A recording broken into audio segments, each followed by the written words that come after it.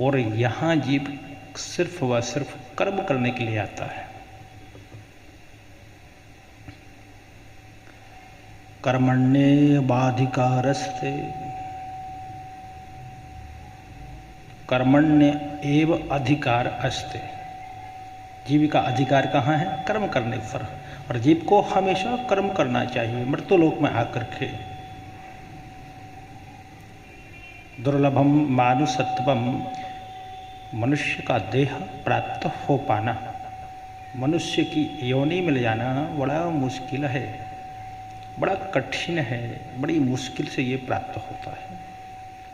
और मनुष्य लोक कहो, मृत्युलोक कहो, धराधाम कहो या फिर कर्मलोक कहो, यहाँ जीव सिर्फ कर्म करने के लिए आता है। तो यहाँ हमें कर्म करना चाहिए।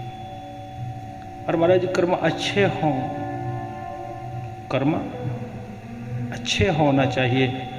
होता क्या है कि कहीं कहीं कर्म तो करते हैं पर कुत्सित कर्म करते हैं, जो मनुष्यों को नहीं करने चाहिए वह कर्म करते हैं। तो ये कर्मलोक है और हमेशा हमें यहाँ कर्म ही करना चाहिए।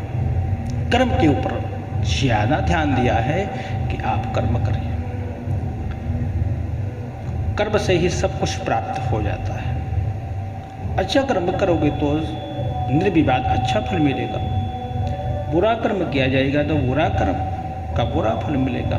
जैसा कर्म वैसा फल, जैसा कर्म करोगे वैसा फल देगा।